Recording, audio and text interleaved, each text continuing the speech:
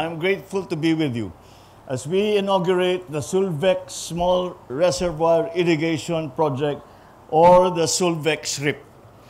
It is a more than 900 million peso project that includes the Sulvec Earthfield Dam, which is the first impounding dam to be constructed here in our province. Ang proyekto pong ito ay makakapagbigay ng patubig sa higit na 1,000 magsasaka sa lugar na ito. Kaya po ang mga magsasaka natin ay makakaasa na magiging mas maganda at marami pa ang kanilang aanihin. The implementation of this may have been long and laborious, but knowing how many communities will benefit and how much impact it will make on their day work, it is impossible not to be excited and happy. This project is a testament to Filipino mark of excellence, which has contributed significantly to our efforts in rebuilding our nation and providing a better environment for the next generations. With the leadership and support that this administration is always ready to provide, I enjoin you to spare no effort in the execution of our other plans and projects. So let us exhibit how government works under the banner of Bagong Pilipinas.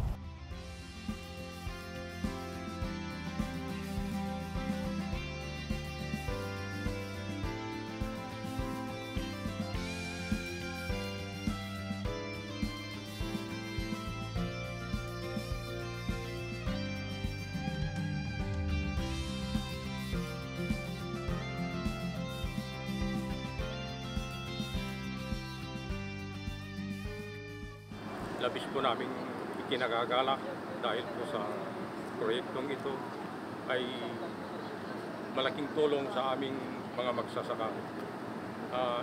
Nagpapasalamat kami sa mahal na Pangulo dahil ang mga pangarap naming patubig para sa aming mga kabukiran ay naibigay na. At saka kay NIA Administrator Engineer Eddie Guillen, malaking tulong po ito sa amin, lalo sa aming mga magsasaka. Kami po'y masayang-masaya po dahil sa wakas meron na tayong event na ganito. Pagbukas na yung dam na matagal na naming hinihintay, at kami nagpapasalamat kay President Marcos dahil sa tulong niya sa mga kagaya po namin mga magsasaka. So malaking tulong ito. Kaya ito ang hinihintay namin na matagal at kami po'y masayang-masaya. Kami pong mga magsasaka dito, umaasa lang po kami sa Saudulan. Tapos itong project na to ni Presidente po natapos na.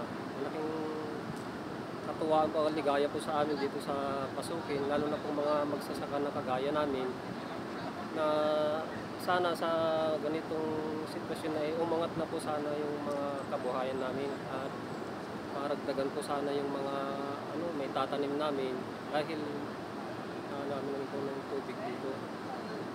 At kayo po kay President po, marami pong salamat sa biyayang binigay niyo sa amin, lalo na at nararamdaman po namin ang pagmamahal ninyo sa magsasaka at sana po umangat po ang kabuhayan namin.